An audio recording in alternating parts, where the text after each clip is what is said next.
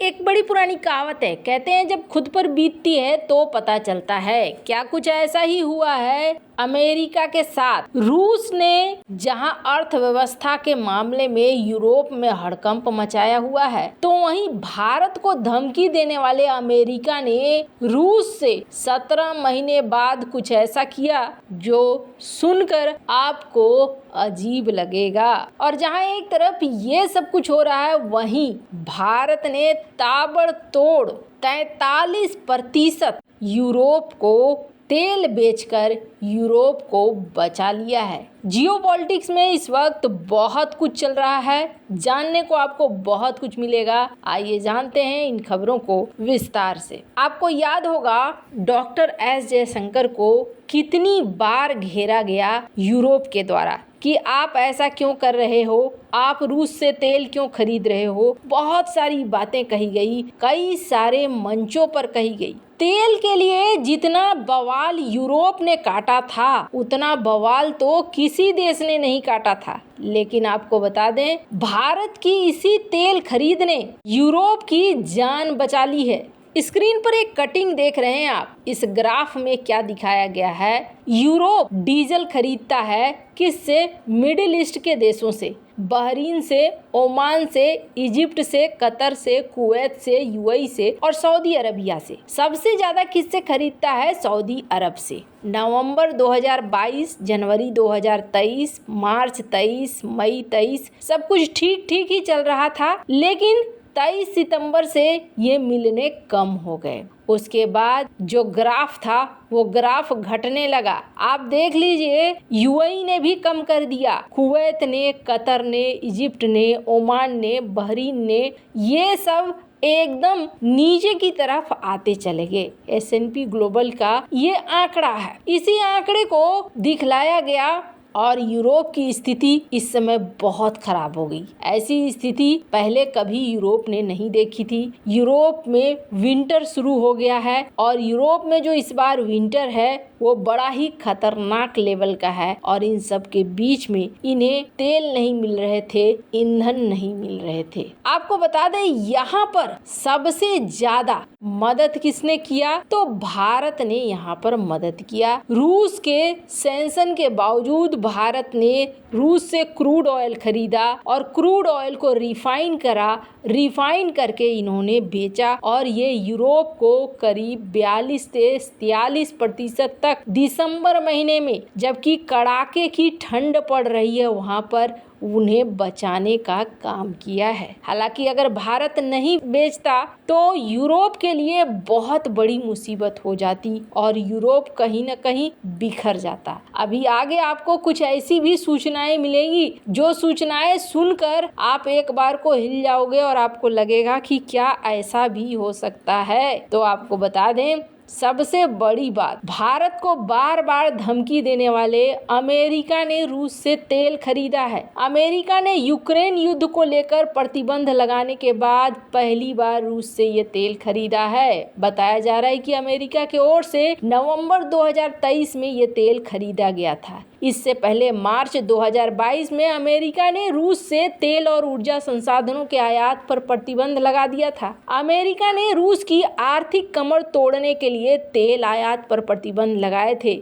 आखिरी बार अमेरिकी कंपनियों ने अप्रैल 2022 में रूस से तेल की खरीद की थी। अमेरिका ने तेल आयात को लेकर भारत को कई बार धमकाया था, लेकिन अब वो खुद ही रूस से तेल खरीदने को मजबूर हो गया है। स्पुतनिक की रिपोर्ट के मुताबिक अमेरिका ने $35 लाख का तेल रूस से खरीदा है। रूस से खरीदा हुआ तेल अमेरिका पहुंच भी गया है। इसी बीच पुतिन से तेल खरीदने वाले अमेरिका ने दावा किया है कि G7 देशों की ओर से रूसी तेल पर लगाया गया प्राइस कैप काम कर रहा है। अमेरिका का ये प्राइस कैप अक्टूबर से काम कर रहा है और इससे रूस की तेल से होने वाली कमाई में गिरावट आई है। इसका असर अब भारत तक हो रहा है। इसकी वजह से भारत को रूस $60 प्रति बैरल के ऊपर तेल नहीं बेच पा रहा है। इसका असर उन तेल टैंकर पर भी पड़ रहा है जो रूसी तेल चोरी छिपे लेने जाते हैं। रूस के इस प्राइस कैप को G7 के अलावा यूरोपीय संघ और ऑस्ट्रेलिया ने लगाया है। इससे $60 के ऊपर प्राइस कैप वाले तेल को ले जाने का बीमा और उसको जहाजों से भेजे जाने पर पश्चिमी देशों को मैरीटाइम सर्विसेज ने बैन लगाकर रखा है। अब रूस को $18 प्रति बैरल की सब्सिडी देनी पड़ेगी। इससे पहले अमेरिका ने भारत से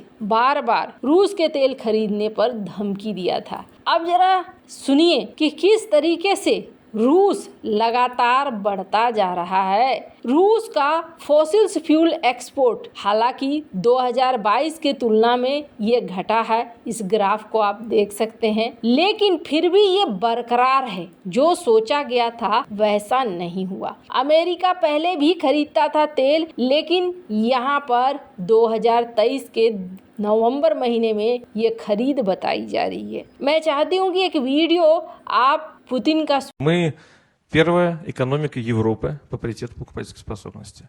Мы пятая экономика мира, и при этом разрыв у нас с Японией такой небольшой, что если мы этот темп просто сохраним, или даже в принципе, что называется, будем ровно двигаться вперед, мы Японию обгоним уже вот-вот. Да, это удивительный результат. Вроде бы нас со всех сторон душат, давят.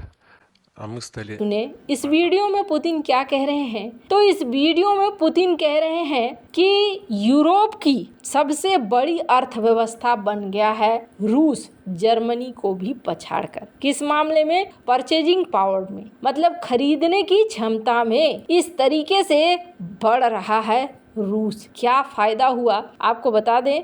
सबसे बड़ी मुश्किल तो यूक्रेन के लिए हो गई कि यूक्रेन यहाँ पर बुरी तरीके से फंसा हुआ है। आपको बता दें रूस को दुनिया भर के आर्थिक प्रतिबंधों का सामना करना पड़ा। इसके बावजूद रूस के राष्ट्रपति व्लादिमीर पुतिन का रूस की अर्थव्यवस्था को लेकर ये बड़ा बयान आया है और कहा कि ऐसा लगता है कि हर तरफ से हमारा गला घोंटा जा रहा है, दबाव डाला जा रहा है, लेकिन फिर भी हम यूरोप की सबसे बड़ी अर्थव्यवस्था हैं। उन्होंने कहा कि हमने जर्मनी को पीछे छोड़ दिया और क्रय शक्ति क्षमता पर सकल घरेलू उत्पाद के मामले में हम दुनिया में 5वें स्थान पर पहुंच गए। हम यूरोप में नंबर 1 पर हैं। हालांकि रूसी राष्ट्रपति ने इस बात पर फिर जोर दिया कि देश को प्रति व्यक्ति आय के लिए कड़ी मेहनत करने की जरूरत है। खैर, यहाँ रूस ने इस बात को कहा कि हमने आर्थिक प्रतिबंध जो लगाए गए हम पर, उसको हमने मैनेज कर लिया और ये बहुत बड़ी बात है। आपको बता दें जिस तरीके से रूस भी यहाँ सही सलामत रह गया और भारत ने भी अपना व्यापार बढ़ा लिया, वो बतलाता है कि कभी भी कोई भी निर्णय लो तो बिल्कुल सोच समझ कर लो, वरना इसका असर पड़ता है। मैं चाहती हूँ कि ये वीडियो आप देखिए। In a third country, then it's not treated as Russian anymore. I would urge you to look at Council Regulation 833/2014.